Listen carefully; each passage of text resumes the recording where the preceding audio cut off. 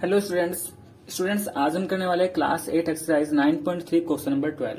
देखो question number 12 में क्या दे रखा है, अ music system was sold for ₹8640 after giving successive discount of 20% and 10% respectively, what was the market price.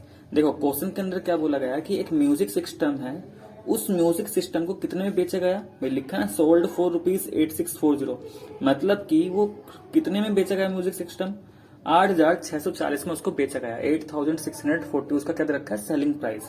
और ये सेलिंग प्राइस कब बनता है कि मान लो उसका कुछ मार्केट प्राइस रहा होगा, उस मार्केट प्राइस पे दो डिस्काउंट दिए गए हैं 20% एंड 10%। ये दो डिस्काउंट देने के बाद उसको कितने में बेचा गया है, 8,640 में। तो हमें यही बताना है कि उस म्यूजिक सिस्टम का मार्केट प्राइस क्या रहा होगा। बात समझ में आ गई, ठीक है। तो देखो जब भी ऐसा क्वेश्चन है तो हम क्या करेंगे, हम कोशिश करेंगे मार्केट प्राइस निकालने की। भाई मार्केट प्राइस ही तो निकालनी है, लेकिन निकालनी कैसी है, मान लेते हैं अभी तो हमें इसका मार्केट प्राइस नहीं पता, लेकिन मान लेते हैं कि मार्केट प्राइस इसका ₹100 है। हमने क्या लेट कर लिया, मार्केट प्राइस लेट कर लिया। देखो मैं ये नहीं कह रहा कि 100 ही है, बात को समझो, मैंने ये लेट किया। मैं कह रहा हूं कि मान लेता हूं कि अगर ये 100 होता मार्केट प्राइस तो क्या होगा। तो हम क्या करेंगे कि अगर मार्केट प्राइस 100 है तो इस 100 पे ये दो डिस्काउंट लगाने के बाद इसका क्या सेलिंग प्राइस आने वाला है, यहां से वो निकालेंगे। भाई ये तो ओरिजिनल वाला है जो उसका एक्चुअल में है।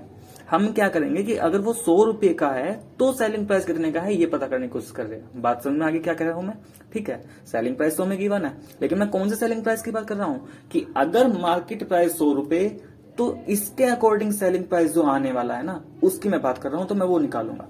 और कैसे निकालूंगा, तो देखो दो डिस्काउंट गिवन है। पहला डिस्काउंट कितने का है, फर्स्ट डिस्काउंट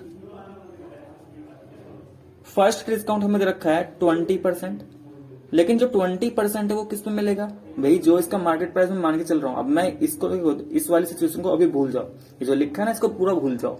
बस ये समझो कि 20% और 10% के दो डिस्काउंट दे रखे हैं और मार्केट प्राइस 100 है। तो पहला डिस्काउंट कितने का है, 20%, लेकिन किसका, जो भी इसका मार्केट प्राइस है वो क्या है, ₹100। अब 20% हटेगा तो नीचे 100, ऑफ का मतलब मल्टीप्लाई, और ये 100। देखो 100 से 100 चला गया तो पहला डिस्काउंट कितने का बना, ₹20। और ये बताओ अगर पहला डिस्काउंट ₹20 का, तो प्राइस आफ्टर फर्स्ट डिस्काउंट। तो देखो अगर पहला डिस्काउंट 20% का मिल रहा है तो उसके बाद ये जो हमारे पास म्यूजिक सिस्टम है इसका प्राइस कितना रहा होगा। अगर ₹100 के अकॉर्डिंग मांगे तो देखो मार्केट प्राइस ₹100 का था, ₹20 डिस्काउंट मिल गया तो वो ₹80 का पड़ा ना। तो ₹80 तब है ना कि जब हमने 20% का डिस्काउंट लिया, लेकिन हमें तो दो डिस्काउंट दिए गए यहाँ पे, एक 20% और दूसरा क्या है 10%। तो अब हम ये पता करेंगे कि अगर फिर से इस वाले अमाउंट पर, अब क्या कहा उस दुकानदार ने कि तुम्हें दो डिस्काउंट दिए जा रहे हैं ना, तो 20%, दूसरा डिस्काउंट है 10%। तो अब हम सेकंड डिस्काउंट निकालने वाले कि सेकंड डिस्काउंट कितने का मिलेगा हमें। पहला डिस्काउंट कितने का मिला, ₹20 का, तो सेकंड डिस्काउंट कितना है, 10%। तो परसेंटेज में है, हम निकालेंगे अमाउंट में। तो 10% तो मिलेगा, लेकिन किस पे, पहले डिस्काउंट देने के बाद जो रिड्यूस प्राइस आया होगा ना उस म्यूजिक सिस्टम का, जो ₹80 बना, इस ₹80 पे मुझे क्या मिला, फिर से 10% का डिस्काउंट मिला। और 10% का डिस्काउंट कितना बैठेगा, 10/100 इंटू 80। इन दो जीरो से ये दो जीरो कैंसिल हो जाएगी, यहाँ पे क्या बचेगा, ₹8, यानी कि सेकंड डिस्काउंट कितना का मिला, ₹8। तो ये बताओ प्राइस आफ्टर सेकंड डिस्काउंट लेने के बाद भी जो उस म्यूजिक सिस्टम का प्राइस बचा वो कितना, भाई पहला डिस्काउंट लेने के बाद ₹80 का था। अब 80 में से ये जो सेकंड डिस्काउंट ₹8 का, इसको भी माइनस कर दो तो वो कितने का पड़ने वाला है, ₹72 का। अब बात को समझो यहां तक हुआ क्या, पहले मैंने डिस्काउंट मार्केट प्राइस मान लिया था इसका ₹100 के अकॉर्डिंग पहला 20% का डिस्काउंट निकाला, ₹20 आ गया था। और पहला डिस्काउंट लेने के बाद जो इसका प्राइस बना म्यूजिक सिस्टम का, ₹80। फिर मैंने दूसरा डिस्काउंट निकाला 10%, तो 10% डिस्काउंट कितना आएगा, ₹8। इसको भी माइनस कर दिया तो म्यूजिक सिस्टम पड़ा ₹72 का। लेकिन भाई ये जो ₹72 आया ये कब आया, जब मार्केट प्राइस ₹100 है। और ये ₹72 है क्या, एक तरीके से ये हमारी फाइनल सेलिंग प्राइस तो हो गई इसकी, ये फाइनल सेलिंग प्राइस तो आई 72। लेकिन भाई ये 72 तो तब है ना जब इसका मार्केट प्राइस 100 है। तो अब हमें ये पता करना है कि जब सेलिंग प्राइस इतना होने वाला है तो उसका मार्केट प्राइस क्या होगा। अब यहाँ पे यूनिटरी मेथड चलने वाला है, जैसा करते हैं ना कि 10 आर्टिकल इतने के हैं तो एक आर्टिकल कितने का होगा, फिर 15 आर्टिकल कितने के, ऐसे। तो देखो if net selling price is, if selling price is ₹72, then MP is ₹100। अब ये कहां से आया, यहीं से आया। सेकंड नेट सेलिंग प्राइस कितना निकल गया हमारा 72, लेकिन कब, जब इसका मार्केट प्राइस कितना था 100। तो मैंने यही चीज लिखी है और यहीं से मैं फाइनल निकालने वाला हूं अपना आंसर कि अगर सेलिंग प्राइस 72 रुपीज आ रहा था तो मार्केट प्राइस कितना है 100 रुपीज बन रहा था ना। तो ये बताओ अगर सेलिंग प्राइस इज ₹1, अगर ये सेलिंग प्राइस ₹1 हो जाए तो मार्केट प्राइस कितना आएगा 100/72, ठीक है।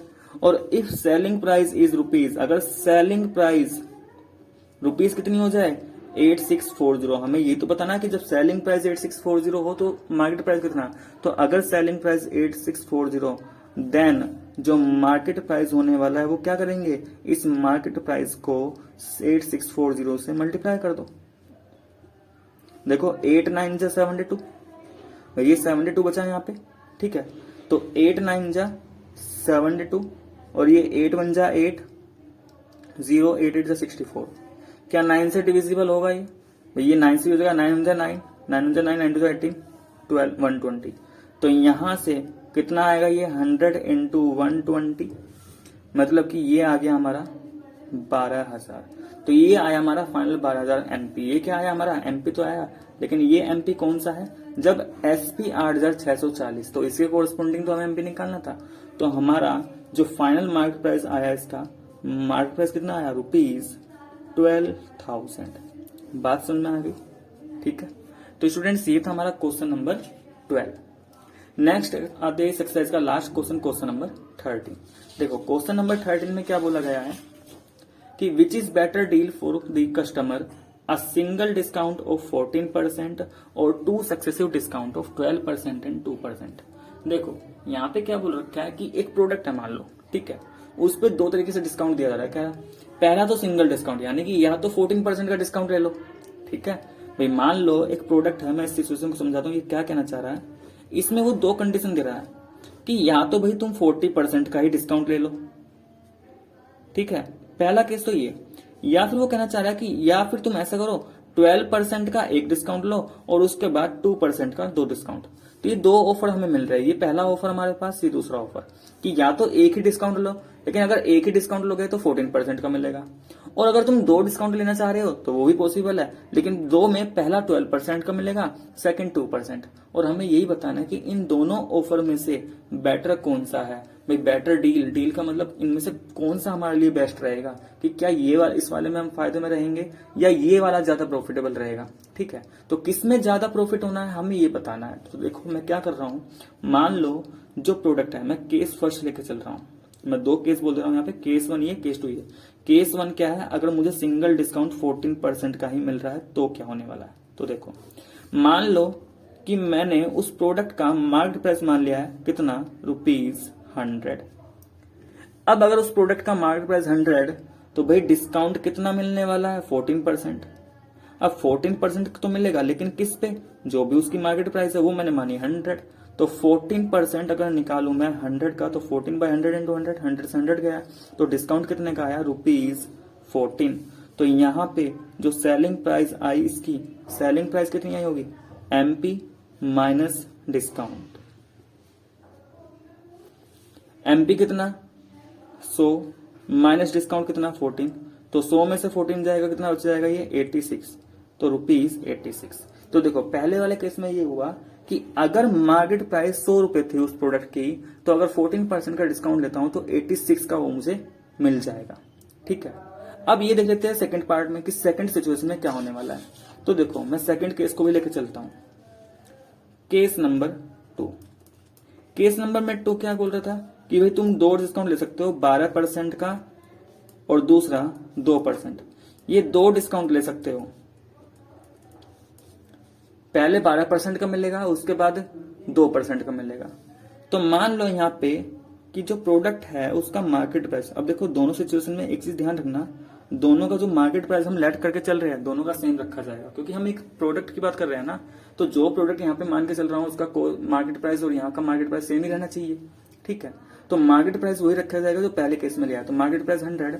अब इस 100 पे अगर मैं ये 2 डिस्काउंट लेता हूं तो मैं इसके अकॉर्डिंग सेलिंग प्राइस पता करूंगा।